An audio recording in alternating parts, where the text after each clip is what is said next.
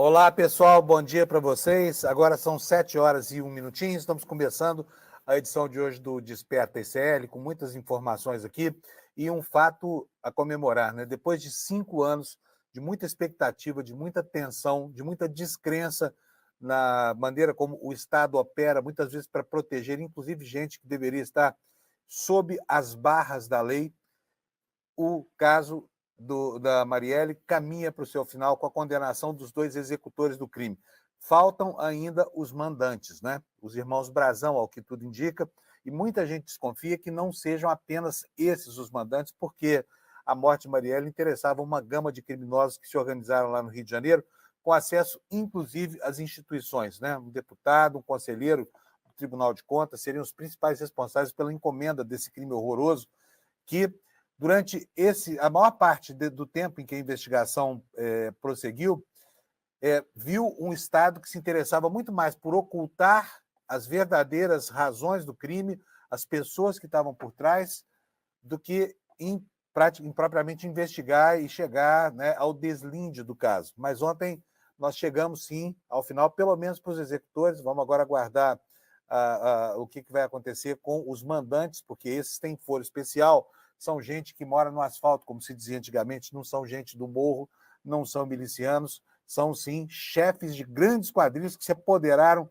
de frações do estado do Rio de Janeiro e controlam territórios vastos lá por intermédio das milícias que constrangem a população e que subvertem completamente a relação do cidadão com o seu estado. Então, mas, de qualquer forma, a condenação dos 2 executores do crime é algo para se comemorar, principalmente porque ela traz de novo a sensação de que nem mesmo esse engajamento da máquina do Estado a favor da proteção de criminosos funciona mais no Brasil, uma democracia que amadurece e muito com esse episódio, né?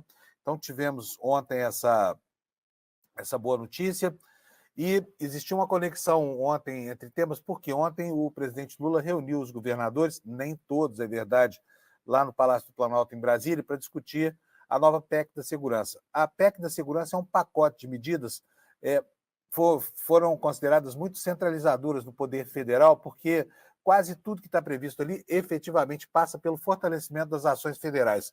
A criação de uma Guarda Nacional, a centralização dos dados, a padronização de alguns procedimentos, nós vamos discorrer sobre isso tudo aqui. Mas eu preciso dizer para vocês aqui que só 13 governadores compareceram, né? Os demais mandaram representantes e outros 3 sequer mandaram representantes para essa reunião, que poderia ser uma reunião muito importante, porque, afinal, o problema da segurança pública é um problema que massacra todo o Brasil, né?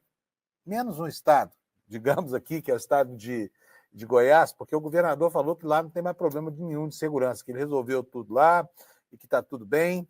E depois até o presidente Lula tirou um sarro do Caiado, dizendo que ele que deveria promover as reuniões para ensinar para os outros secretários como é que se acaba com o crime organizado. A gente sabe que a fala do Caiado é um exagero, mas ele é uma pessoa que tem insistido muito numa ação violenta da Polícia Militar, ele que não esconde que lá a polícia vai para resolver mesmo, que não colocará câmeras nos policiais, enfim. Mas, enfim, acabou, né, tomando essa catracada lá do presidente Lula, que disse que o único estado do Brasil que tem problema de segurança é o estado de Goiás. Muita gente reclamou das propostas da PEC, nós vamos saber hoje aqui, ao longo dessa edição, por que não gostaram, principalmente os governadores de oposição. Tá? Houve reclamações generalizadas lá, dizendo que o governo central o governo federal deveria, isso sim, franquear os estados que legislassem o processo penal e o Código Penal também, ou seja, 27 estados do Brasil, cada um teria o seu Código Penal. O noticiário internacional também está bastante carregado hoje. Nós tivemos ontem uma publicação em um site da Polícia Nacional Venezuelana de um cardzinho em que aparece lá a figura de singular do Lula, daqui a pouquinho eu vou mostrar para vocês, e uma admoestação aqui no Brasil dizendo que quem se mete com a Venezuela se ferra, né? Então os climas, o clima, os ânimos estão exaltados nessa relação aí. Precisa saber quem é que vai colocar água nessa fervura.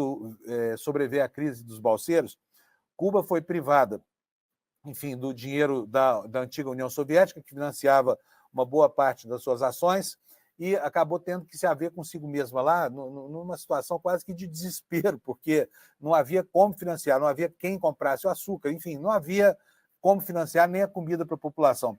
Vocês acreditam que a privação alimentar, que é responsabilidade direta, decorrência direta do embargo, provocou uma perda de peso entre a população que não tinha proteína e amido suficiente para se alimentar? E isso acabou gerando até uma consequência produtiva para a população, por mais irônico que possa parecer. Por quê? Porque diminuiu muito o número de mortes por cardiopatia na ilha. As pessoas emagreceram, perderam massa corporal. Mas isso denuncia o estado de subnutrição a que Cuba foi relegada, né? E as dificuldades hoje são enormes lá naquele país. Entendeu? Hoje, nós estamos em pleno século XXI, não há como entender a existência de um embargo que foi feito para sacrificar a população da ilha, e não o governo da ilha, né? Então, tudo isso está hoje na nossa pauta, nós vamos falar sobre isso nessa hora inteira que nos separa aqui do final do programa, e eu vou começar, como eu faço todo santo dia aqui, pela previsão do tempo no Brasil. Nós já estamos em plena estação das chuvas, aí está a página no ar, que o Gali, que está me auxiliando hoje aqui na técnica, colocou. Vocês podem ver que nessa área amarela aí do mapa é a área onde vai cair chuva, é onde o Instituto Nacional de Meteorologia considera que há perigo potencial, quer dizer, chuvarada, é basicamente isso, né?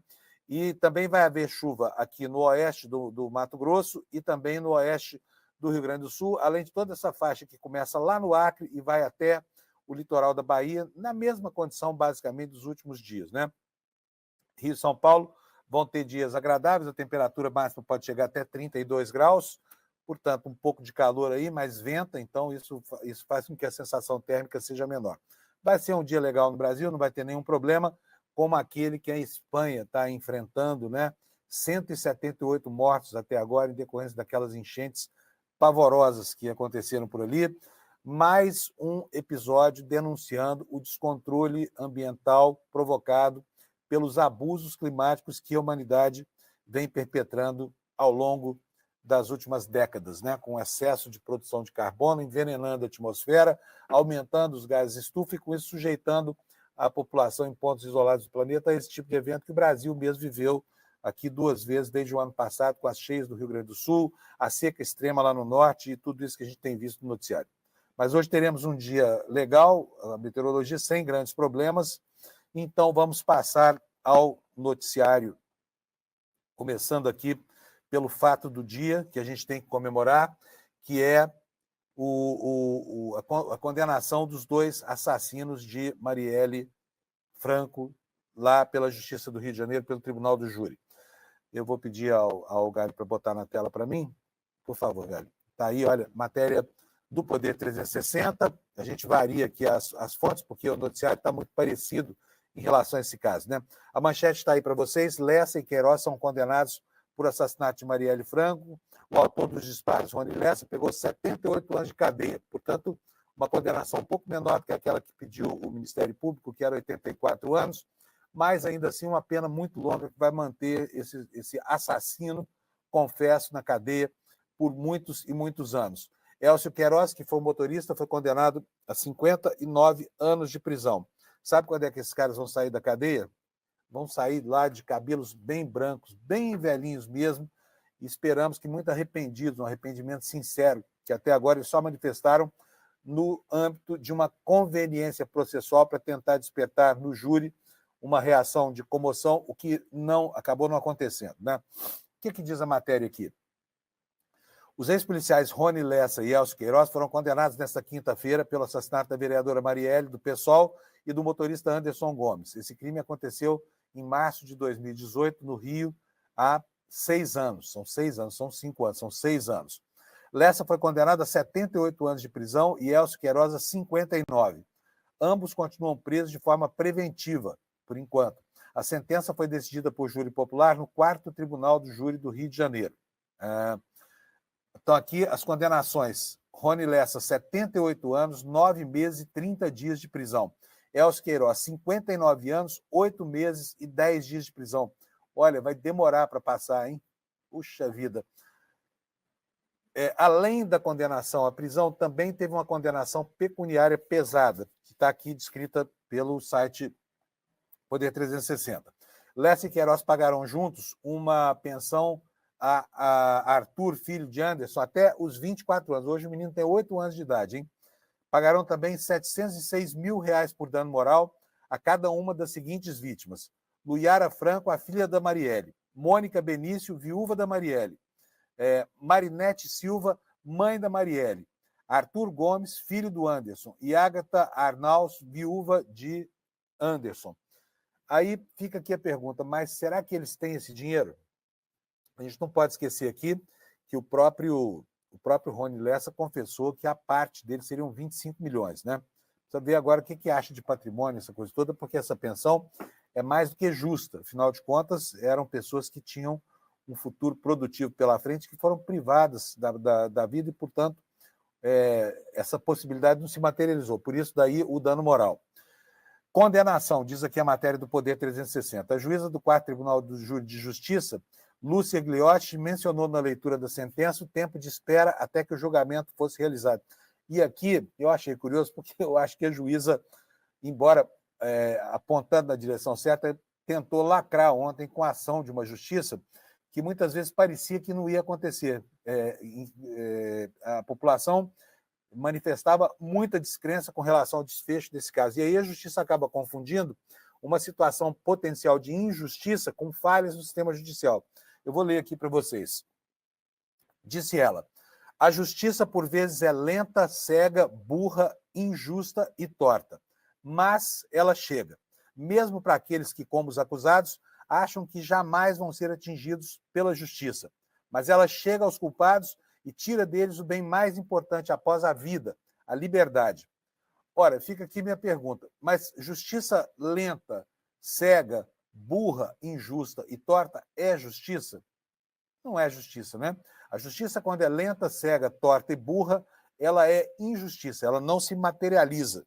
Então, está aqui a fala da juíza apontando na direção correta. E o que ela quis dizer aqui, provavelmente, é que, apesar da descrença numa justiça supostamente cega, lenta, burra e torta, ela acaba se fazendo prevalecer, como nesse caso, né? Mas falta ainda se provar a aplicação da justiça. E lembrando aqui, o Rui Barbosa, a justiça lenta não é justiça, tá? Demorou demais até o desfecho desse caso.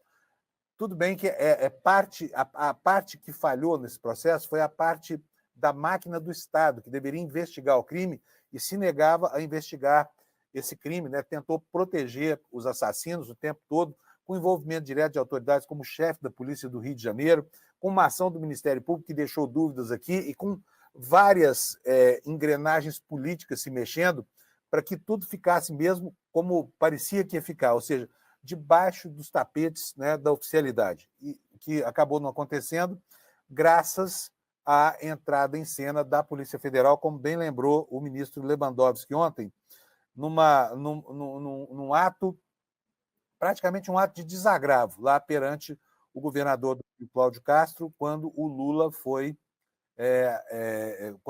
reunir os governadores para apresentar o seu plano de segurança pública. Daqui a pouquinho a gente vai ver essa manifestação do Lewandowski, né?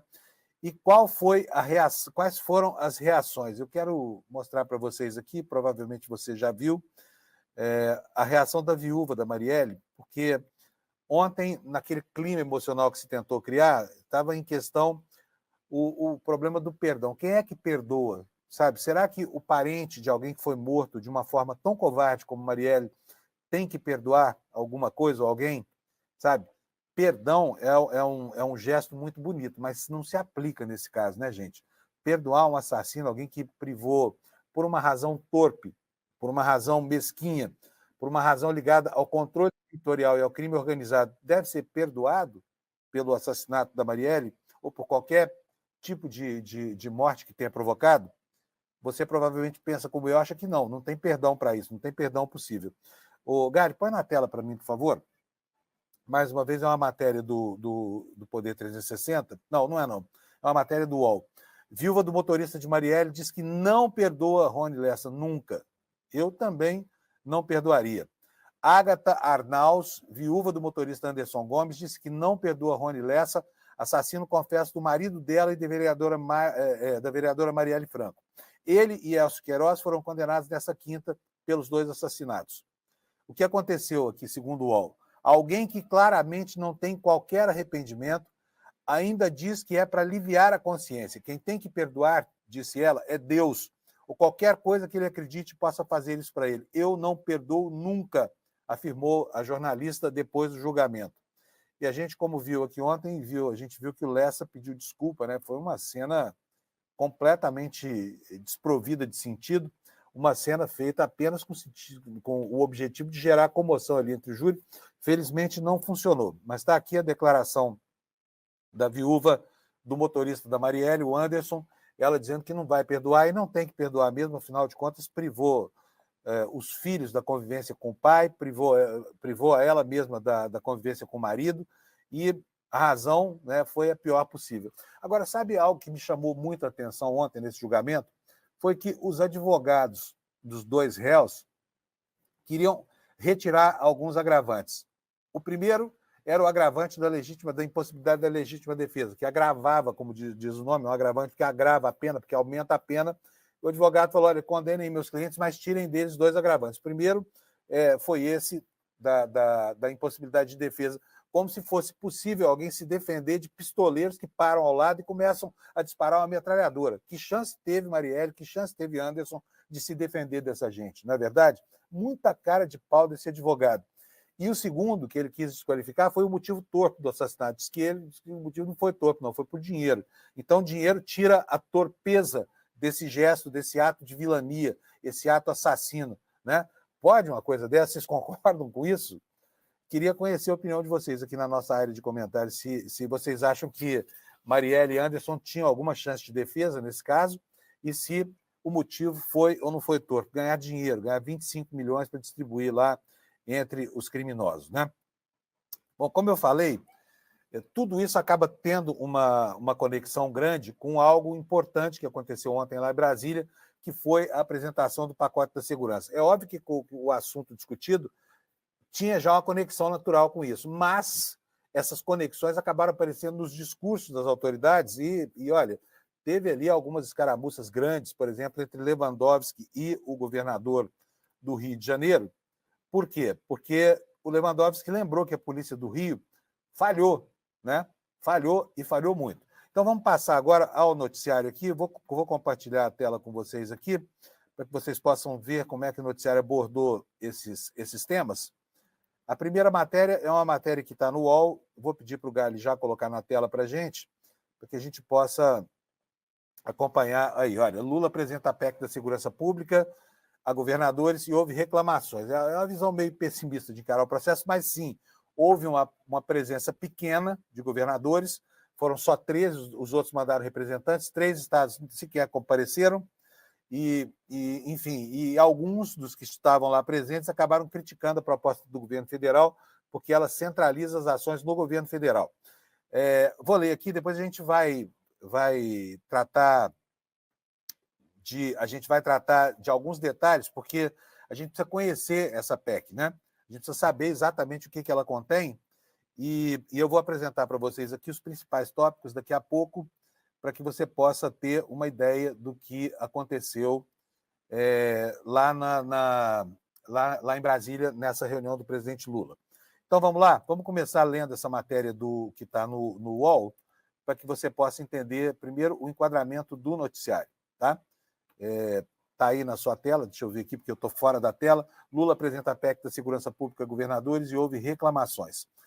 Vamos ler o texto aqui.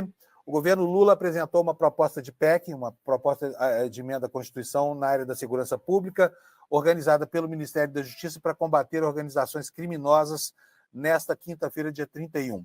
Os governadores agradeceram o debate, mas fizeram reclamações sobre a Justiça e a concentração da proposta no Executivo Federal. O governo federal diz querer criar um pacto nacional entre União e Estados. Como o UOL adiantou, diz aqui o site do portal, o Ministério da Justiça está propondo a integração dos sistemas de segurança e a equiparação das polícias nacionais e estaduais com a criação de uma força ostensiva equivalente à polícia militar nacionalmente. Muitos países têm isso, a Argentina tem, o Chile tem, uma guarda nacional que é, na verdade, uma grande polícia militar nacionalizada, o que os governadores entenderam como uma espécie de concorrência da União, com um papel que é atribuição exclusiva dos estados. Prossegue aqui a matéria do UOL. Parte dos governadores pediu maior independência dos estados. Abre aspas. Nós somos um país muito grande, muito diferente. O problema meu não é o problema do Piauí, que não é o do Amazonas, que não é o do Rio Grande. Nós temos problemas regionais muito mais relevantes, disse o fluminense Cláudio Castro, que tomou uma chulapada do ministro Lewandowski. Tarcísio Freitas, do Republicanos de São Paulo, e Ronaldo Caiado foram no mesmo tom. Aspas aqui. Senhor presidente, faça a PEC, transfira para cada governador a prerrogativa de legislar sobre aquilo que é legislação penal e legislação penitenciária, sugeriu o governador de Goiás, Ronaldo Caiado. O cearense Eumano Freitas concordou na defesa da autonomia dos estados, só que ponderou que é preciso haver mais linhas gerais, quer dizer, é preciso haver algumas linhas gerais. Disse ele, se nós temos dificuldade de integrar, tendo um Código Penal e um Código de Processo Penal, imagina se nós tivéssemos 27 códigos de processo e 27 códigos penais. O absoluto caos jurídico. Nós precisamos avançar e muito na integração. Renato Casagrande, do Espírito Santo, concordou com a proposta de constitucionalizar o SUSP, o Sistema de Segurança Pública, que daqui a pouquinho nós vamos dissecar para você. Eu vou até salvar isso aqui na minha pasta aqui de documentos, porque eu preparei uma pequena apresentação aqui para que você possa saber o que são os detalhes desse tal SUSP, né? Porque muita gente está discutindo a maneira como ele foi apresentado e as reações políticas, mas não vai ao âmago da proposta, e é isso que a gente vai fazer daqui a pouco. Bom, o valor econômico está colocando aqui para a gente uma reportagem dizendo o seguinte, que a Polícia do Rio demorou 5 anos para desvendar o caso Marielle, e isso foi tema da conversa ontem lá, uma conversa, né, tete a tete do Lewandowski com o governador do Rio de Janeiro. Eu vou colocar na tela para que vocês possam ver aqui como é que foi o noticiário, depois nós vamos ver a fala do Lewandowski, né? O essencial é isso que está aqui nesse quadro que o meu querido Gabi vai colocar na tela aí para você. Matéria do valor econômico. Está aí, olha, a Polícia do Rio demorou 5 anos e não desvendou o caso Marielle, disse o Lewandowski ao governador do Rio. O ministro da Justiça, Ricardo Lewandowski, criou uma saia justa, considerou o jornal aqui, com o governador do Rio de Janeiro, Cláudio Castro, durante a apresentação da proposta.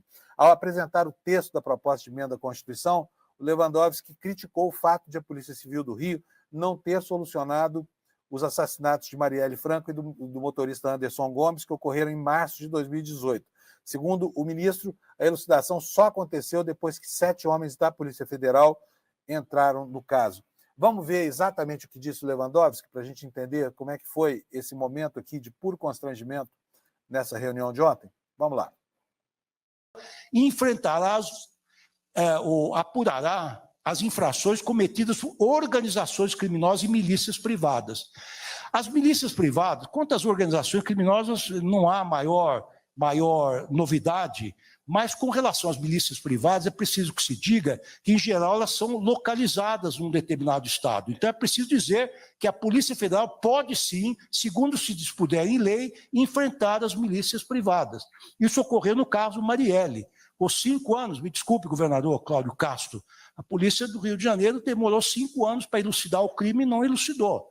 A valorosa, combativa Polícia Federal entrou, os 7 homens, deslindou esse lamentável crime. Mas não é crítica, nós estamos colaborando muito proximamente, governador Cláudio Castro, juntamente agora o Mário Sarrubo foi ao Rio de Janeiro, acorrendo ao seu pedido, nós estamos em pleno diálogo, plena conversação. Então, é preciso que nós incluamos também as milícias privadas.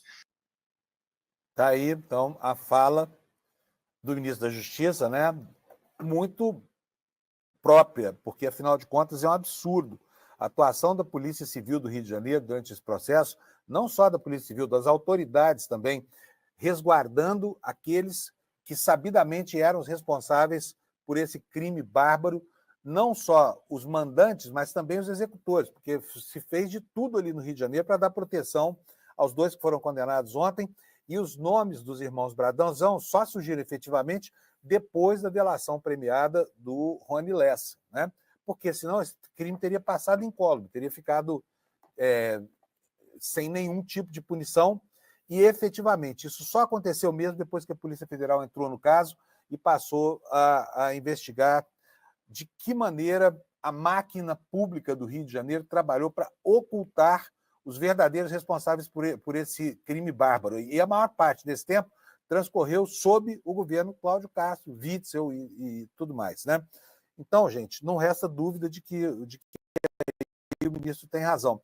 O Cláudio Castro diz que não foi nada disso, que o desfecho só foi possível depois de uma prisão e da delação premiada, que foram obra da Polícia Civil do Rio de Janeiro. Mas, olha, esquecer, ocultar o que aconteceu, a ação de despiste da Polícia Civil do Rio de Janeiro, chega a ser um escárnio, né?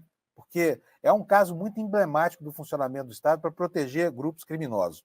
E, por falar em grupos criminosos, ontem o presidente Lula definiu qual é o alvo dessa iniciativa do governo, que daqui a pouquinho a gente vai detalhar. Mas o que disse o Lula? Disse que o crime organizado mudou nos últimos anos, e mudou mesmo. Eu me lembro que conversava algum tempo atrás com um sociólogo especializado em crimes, que no resto do mundo chama criminologista, mas no Brasil não tem essa especialidade. O que ele dizia? Até 1985, portanto, tempo em que a minha geração assistiu, a ocorrência dos latrocínios, por exemplo, era muito rara, porque os crimes eram crimes de navalha, eram crimes de trombadão. Era muito pouco comum que houvesse assaltos tão violentos quanto os que passaram a acontecer depois que os bandidos começaram a aumentar a violência, não só para constranger as suas vítimas, mas porque nesse período também aumentou a violência policial, né? A violência policial que não para de crescer no Brasil. Quanto mais violentos os policiais, mais violentos se tornam os criminosos. E o latrocínio virou lugar comum na crônica policial. Com a organização do crime a partir dos presídios, com o surgimento dos grupos de crimes organizados, PCC, Comando Vermelho, Povo de Israel, Irmãos do Norte, essa profusão de agremiações de bandidos que surgiram no país, eles começam a se aproximar, então, da formalização dos mercados. E como é que isso se faz? Se faz com o ingresso deles em iniciativas que são iniciativas à luz do dia, para lavar dinheiro. E ontem o presidente Lula cravou aqui alguns conceitos que levam o país a um momento de discussão sobre a verdadeira preocupação que tem que ser encarada agora. Vamos ver o que foi que o Lula disse com relação ao crime organizado e essa mudança que aconteceu no perfil criminológico brasileiro. A questão da segurança pública hoje não é uma questão como já foi em outras décadas. Mas nós sabemos que desde os anos 80 para cá, a segurança pública vem crescendo dia a dia em cada estado. Tem hora que a gente ouve falar que um estado está melhor, no ano seguinte piora, porque o crime organizado hoje não é mais o bandido comum que a gente estava habituado a lidar. Hoje é uma organização poderosa que ela está envolvida em todos os setores da sociedade, inclusive a nível internacional. Eu tenho tido uma preocupação com os concursos públicos, porque logo, logo, os crimes organizados vai estar participando de concurso, vai estar indicando juiz, vai estar indicando procurador, vai estar indicando político, vai estar indicando candidato, sabe? E essa é uma coisa que é quase que incontrolável se a gente não montar um pacto federativo que envolva todos os poderes da federação, todos os poderes que estão envolvidos direto ou indiretamente nisso, e que a gente possa construir um processo, sabe, que discuta desde o sistema prisional até o sistema do cadastro que cada estado tem, ou seja, é preciso que haja uma formação sistematizada, organizada, porque a gente não pode continuar permitindo que um criminoso no Paraná possa se esconder indo para São Paulo e tirando outra identidade, ou ele comete um crime em São Paulo e vai se esconder no estado do Nordeste. É preciso que a gente tenha uma coisa muito, mas muito organizada, e nós estamos dispostos a discutir quantas horas for necessária, quantas reuniões for necessária, através dos nossos secretários, através dos nossos representantes no Poder Judiciário. O presidente Lula não dá ponto de corte. É difícil editar as falas dele, porque ele vai emendando uma vírgula na outra, uma vírgula na outra. Deixa eu tirar ele daqui. E aí a gente reproduzir um trecho longo aqui da fala dele, mal cortado no final por mim mesmo, mas para você ter uma ideia do que ele pensa sobre o crime organizado, é exatamente isso. Quer dizer, o Estado ainda combate analogicamente o crime organizado, que está na era digital, aí tomando conta de setores da atividade econômica. Ontem, por exemplo, o governador de São Paulo enumerou que alguns setores hoje são amplamente dominados pelo crime organizado. Por exemplo, o setor de postos de combustíveis, que tem ali, eles encontraram ali um nicho para lavar dinheiro, né? E aí tem toda essa complexidade, não só para dar combate, porque eles formalizam as suas operações, esquentam o dinheiro ali, estão indo para atividade formal, e o Lula ressaltou agora que estão indo também para atividade política, para os concursos públicos. E a gente já vê isso, quer dizer, a ocorrência aqui na Grande São Paulo mesmo, a gente tem um prefeito aqui totalmente enrolado. Eu não vou falar o nome dele para evitar processo, mas vocês sabem exatamente a quem que eu estou me referindo. Esse sujeito tem 1,5 milhão de implicações, virou prefeito. A população acaba votando nessa gente. No Rio de Janeiro, quase 70% do território hoje são governados por milicianos, né, que suprimem a Constituição, suprimem a legislação federal e aplicam as suas próprias leis, constrangendo, extorquindo comerciantes, oprimindo a população. Enfim, o problema é um problema seríssimo. E como é que o governo federal pretende combater esse problema? Vamos ver uma síntese do que foi proposto ontem. Eu preparei aqui uma apresentação para vocês com 4 ou 5 tópicos aqui que são bem importantes. A primeira coisa é essa que está aí na tela, a competência da União. A União vai ganhar maior poder para estabelecer e coordenar a Política Nacional de Segurança Pública e Defesa Social, abrangendo o sistema penitenciário, contrário do que os governadores disseram que querem. Essa política deve ser seguida por estados e municípios com a participação do Conselho Nacional de Segurança Pública e Defesa Social, que será composto por representantes federais, estaduais e municipais. Então, aumentam ou reafirma-se aqui a competência da União. Tópico número 2. Criação de uma polícia ostensiva federal, como você está vendo aí no título. A proposta cria a Polícia Ostensiva Federal, que substituirá a Polícia Rodoviária Federal e ampliará suas atribuições para incluir o policiamento em rodovias, ferrovias e também hidrovias federais. Como se sabe, os rios hoje, principalmente os rios da calha norte da bacia do Amazonas, são dutos abertos para o tráfico de drogas que opera a partir da Venezuela, da Bolívia e também da Colômbia, né? Também, principalmente da Colômbia. Bom, então vai lá. Essa força vai poder também atuar na proteção de bens e instalações federais, quer dizer, terá uma função de guarda patrimonial, e em auxílio temporário às secretarias, às forças estaduais de segurança, quando for necessário, né? Vamos para o próximo slide aqui. Criação de um Fundo Nacional de Segurança Pública e Polícia Penitenciária. A proposta aqui institui um fundo dedicado a financiar projetos e ações de segurança pública e política penitenciária, com a vedação de contingenciamento de recursos, garantindo a continuidade das políticas de segurança e combate ao crime. E, por fim, o último slide, combate ao crime organizado, fortalecimento do combate ao crime organizado, atribuindo à Polícia Federal competência explícita para lidar com crimes de impacto interestadual e internacional e com repercussão em bens e áreas de interesse da União, como áreas de preservação e unidades de conservação.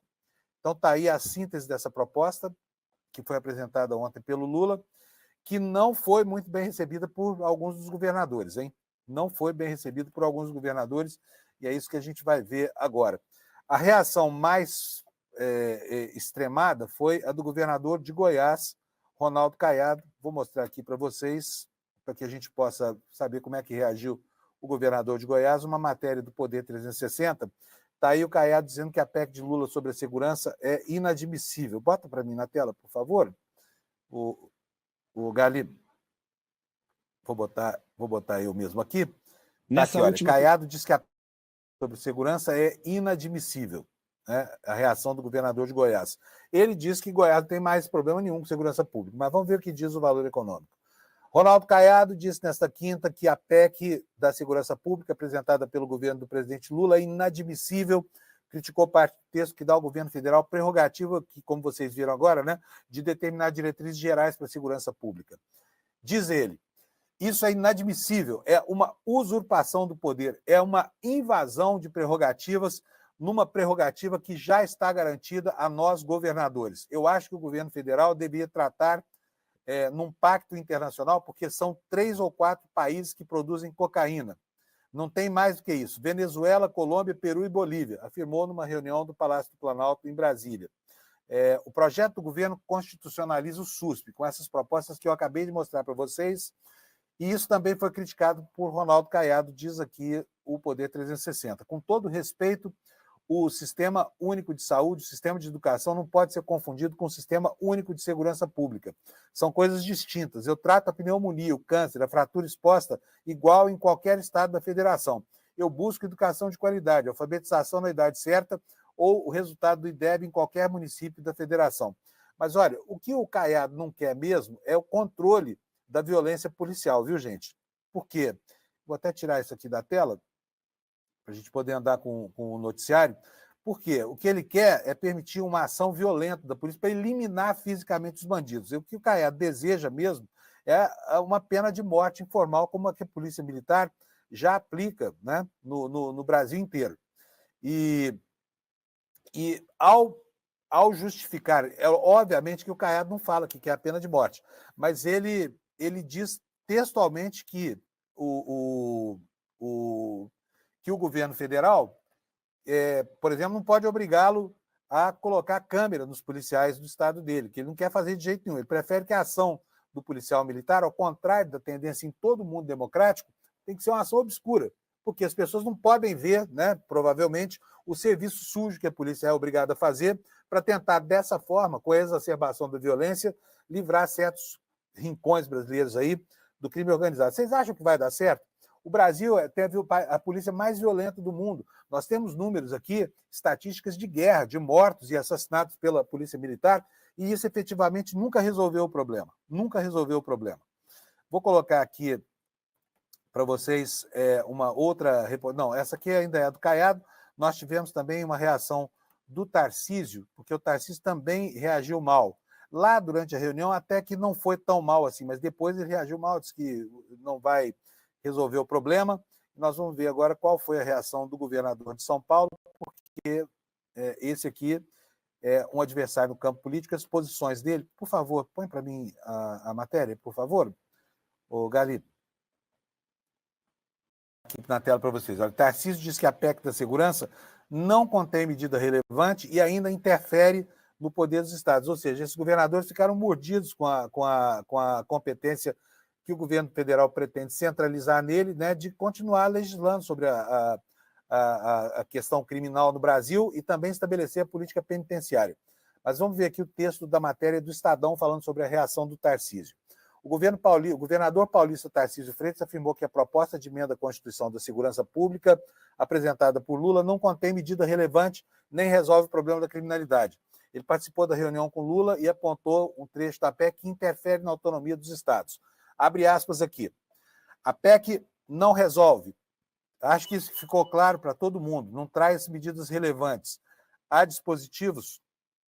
Deixa eu botar meu telefone aqui no mudo, porque senão daqui a pouco começa a tocar.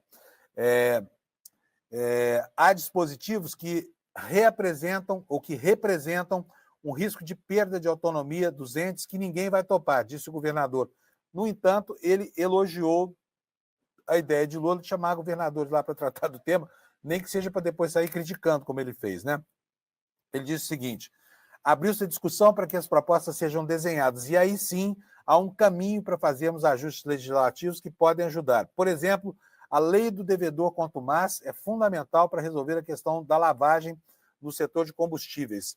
Há uma série de medidas que ajudam e podem ser tomadas, porque o governador está procurando pelo em ovo aqui, né?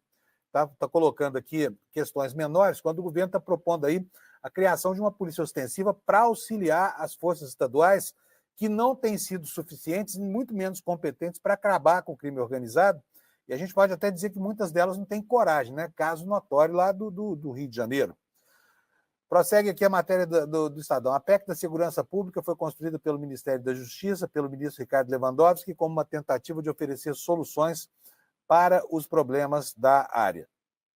Então é isso, o noticiário aí sobre a questão da política de segurança pública, com essa PEC apresentada ontem pelo governo federal. E agora nós vamos mudar de assunto, porque o noticiário está muito quente e nós temos que seguir aqui. Vou começar falando por algo que eu achei uma posição bastante razoável lá no Supremo Tribunal Federal. Acabou prevalecendo agora já com a opinião também do plenário do Supremo, o bloqueio das contas está aí. Olha, Moraes prevalece e Supremo Tribunal Federal nega um recurso do X para desbloquear o perfil do Alan dos Santos. Quem é o Alan dos Santos? Alan dos Santos é aquele terrorista que está lá nos Estados Unidos, de onde tentou criar um processo de sublevação aqui do Brasil, foi um dos principais articuladores do 8 de janeiro e está em todas as confusões, é um dos bolsonaristas mais perigosos do Brasil. O que aconteceu aqui? Olha aqui a cara dele. Vocês conhecem bem esse sujeito, não conhecem? Vamos lá. A primeira turma do Supremo Tribunal Federal formou maioria nesta quinta-feira para rejeitar um recurso da rede social X que pedia o quê? O desbloqueio do perfil do Alan dos Santos. O relator Alexandre de Moraes votou por negar a demanda, foi acompanhado por Flávio Dino e Cristiano Zanin no plenário virtual. Restam os votos de Luiz Fux e Carmen Lúcia. Não sei com relação ao Luiz Fux, mas com certeza a ministra Carmen Lúcia deve convergir para essa posição. Aspas, não cabe ao provedor da rede social pleitear direito alheio em nome próprio, ainda que seja o destinatário da requisição dos bloqueios determinados por meio de decisão judicial para fim de investigações, anotou Moraes. Portanto, vitória aqui do ministro Xandão, né, cuja decisão de manter bloqueados os posts desse sujeito, que é um conspirador nato, foi convalidada lá pela sua turma no Supremo Tribunal Federal, na sua segunda turma. Gente, outro assunto que está muito quente no noticiário é a questão da eleição lá na Câmara em Brasília. Olha, a negociação está correndo solta lá, né? Então, nós vamos ver agora o que cada partido pediu para, enfim, para que esse apoio a Hugo Mota fosse quase unânime, como parece que será. Falta ainda o PSD, que se mantém ainda ausente, mas o PSD a gente sabe qual é a estratégia dele. O PSD cria dificuldade para vender a facilidade, provavelmente vai vir também, vai convergir para essa posição, porque agora já não há mais praticamente oposição a essa indicação do Arthur Lira para suceder do Hugo Mota. E o que cada partido pleiteia para se manter nessa aliança? Está aí matéria da Folha de São Paulo, dizendo que o PT quer uma vaga no TCU e vai indicar um próximo ministro, diz o Lira, o patrono dessa candidatura. O presidente da Câmara dos Deputados, diz a Folha, falou para o jornal que foi fechado um acordo para que o PT indique um representante a uma vaga do TCU. Isso ocorreu no bojo das negociações para que o partido apoiasse a candidatura de Hugo Mota. Disse ele, o PT solicitou a indicação da bancada deles. Eles reclamam que politicamente nunca tiveram um representante no TCU. Há um compromisso com o PT, sim, de eles indicarem a vaga, afirma. E com a aposentadoria de 2 ministros do tribunal, 2 vagas serão abertas até 2027 e a indicação de novos nomes pela Câmara entrou nas negociações, disse o Lira. Então, esse é o preço a ser pago para que o PT apoie a indicação do Arthur Lira. Vamos agora para uma segunda posição aqui, que é a posição do PL, do outro lado, que também está apoiando o Hugo Mota. Quer dizer, isso aqui é um dos raros momentos da história do parlamento em que há uma convergência aqui, uma convergência que há algum tempo era improvável, mas acabou acontecendo, né? E ambos os partidos, que estão nos dois extremos das suas posições em relação ao governo, estão com a mesma posição. Então, vamos lá. Olha, o PL reivindicou 2 lugares na cúpula da Câmara para apoiar o Hugo Mota. E tem a questão da anistia, que a gente não pode entender, que opõe os 2 partidos e que daqui a pouquinho nós vamos falar sobre ela. De olho na mesa diretora da Câmara dos Deputados, após ter apoiado Hugo Mota para presidir a casa, o PL afirma que terá direito a 2 lugares. Aspas. Pela proporcionalidade, ficaremos com a primeira vice e uma suplência, disse o líder da bancada, Altineu Cortes. O partido é o maior da casa e a ocupação do espaço foi um dos motivos que levaram à opção por Mota. Parte da bancada quer manter também o comando da CCJ e que é a comissão mais importante da Câmara, hoje está sob a batuta da deputada Caroline de Tone, aquela que é o prócer da anistia, né, ao Bolsonaro. As perspectivas disso ocorrer são pequenas, no entanto, e a vaga deve ir para o União Brasil, no bojo dessa negociação. Não podemos esquecer que o União Brasil ainda não aderiu, tá? Institucionalmente não, tem um candidato lá que permanece no esquema, mas não tem força política nenhuma e vai acabar convergindo também. Diz aqui a matéria que, além do PL, Mota conseguiu os apoios do PT, do União Brasil, do PP, do Podemos, MDB e PCdoB, e por isso ele desponta como favorito à sucessão de Arthur Lira. Favorito não, já é praticamente uma unanimidade, né? E agora a questão da anistia. Então, vou parar essa tela aqui, vou colocar outra aqui para vocês, para que a gente possa acompanhar como é que isso está repercutindo, porque o Hugo Mota está sendo cobrado a definir como é que pretende tocar a questão da anistia. Vamos ver o que diz a Bela Megali, que é muito bem informada do Globo. Ela está dizendo o seguinte: o projeto de lei que busca anistiar os envolvidos nos ataques golpistas de 8 de janeiro é considerado por bolsonaristas, por congressistas, como o desafio central que o Hugo Mota vai enfrentar quando ele assumir a presidência. O tema é a disputa principal entre as duas maiores bancadas da casa, a do PT e a do PL, que trabalha pela sua aprovação. A do PT tenta enterrar a proposta. Aliados de Mota têm aconselhado ele a adotar a seguinte estratégia: ele se comprometer em pautar o projeto no plenário, mas deixar claro que não vai se envolver com a entrega de votos, a favor nem contra. Portanto, deve manter a neutralidade aqui, que é o jeito de se equilibrar entre essas duas siglas, porque esse assunto vai incomodar todo mundo daqui até o momento da eleição do presidente. Vai ser usado como valor da negociação. Diz aqui a Bela Megali: Mota, que tenta ser o sucessor de Arthur Lira com apoio do próprio presidente da Câmara, tem dito às bancadas do PT e do PL que colocar a anistia em votação no plenário da Casa vai depender do que for acordado no Colégio de Líderes da Câmara, ou seja, mandou lá para o colegiado dos líderes, né, o assunto. Está embromando para não ter que responder hoje por essa definição. Ele também pondera que a criação da comissão especial para debater o tema terá influência direta em como esse assunto vai tramitar pela Casa. Já são 7h49, nós ainda temos aqui um monte de coisas para falar durante o programa de hoje, e eu quero tocar aqui no assunto da Venezuela, porque está escalando, né, está escalando a crise, a Venezuela subindo de tom. A gente precisa entender que por trás dessa escalada de tensão está justamente a questão geopolítica global. Não é só a valorização do espaço da democracia na Venezuela, até porque o governo Lula sempre deixou claro que a Venezuela que resolva lá seus problemas, eles têm sua autodeterminação, e o Brasil pouco tem a ver com isso. O que o Brasil cobrou primeiro foi a publicação das atas oficiais, que não aconteceu. Por quê? Porque a eleição foi roubada, essa é a verdade. Não há nem os defensores hoje de Maduro mais aguerridos negam que há distorções no processo eleitoral.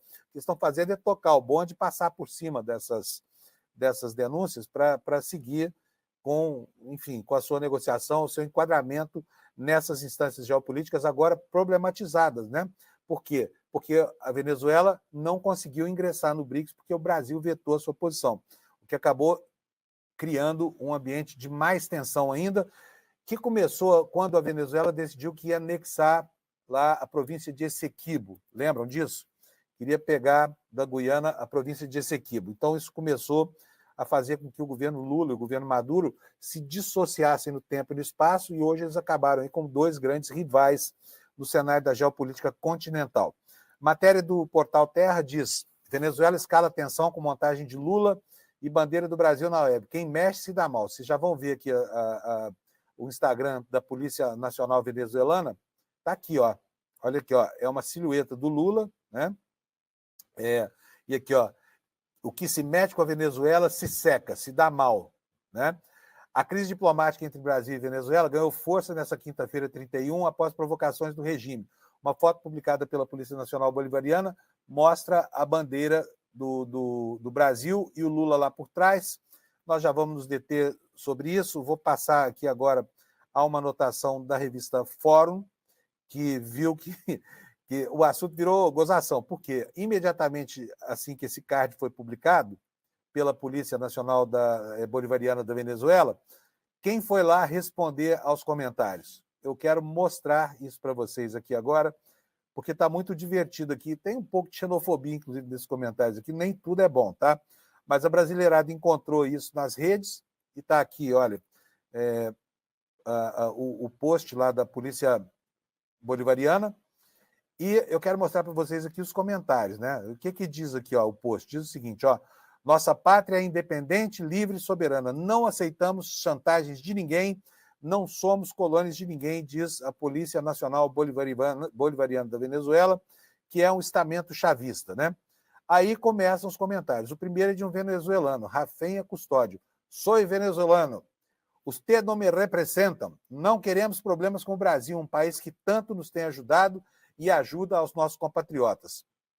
Aí começam aqui as gozações. Olha, HP...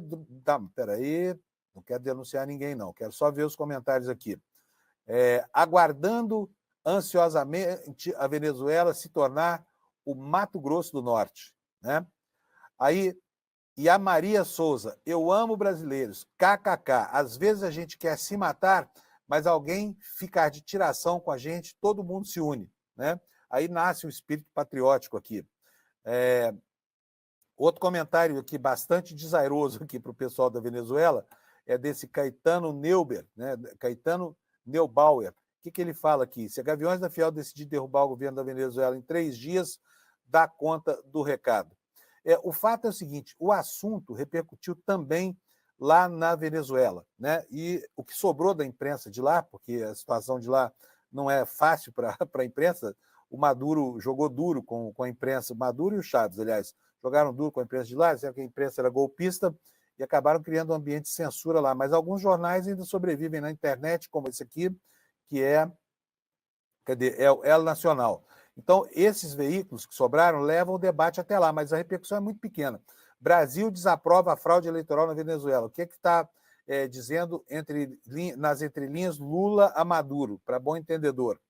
E aqui eles apresentam uma entrevista com o politólogo Paulo Velasco, e erra o nome da universidade, professor de Relações Internacionais da Universidade Estatal do Rio de Janeiro, é a UERJ, Universidade Estadual do Rio de Janeiro.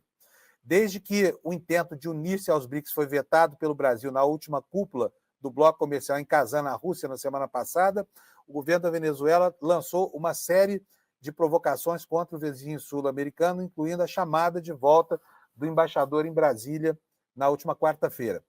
Até agora, o presidente venezuelano Nicolás Maduro, que participou da cúpula na semana passada, não se havia pronunciado diretamente contra o homólogo brasileiro, Luiz Inácio Lula da Silva. É o que diz a matéria, está aqui a matéria para vocês aqui. Eu estou aqui lendo sem mostrar, é a matéria do El Nacional lá de Caracas, tá bom? É isso aí, gente. Vamos falar um pouquinho agora sobre essa aprovação da condenação no âmbito da ONU ao embargo dos Estados Unidos. Esse embargo já durou demais, né? Eu lembro aqui que em 2008, quando o Obama foi eleito presidente dos Estados Unidos, ele prometeu a todo mundo que ia acabar com esse embargo. Não é isso aqui, não. Deixa eu tirar isso aqui da tela.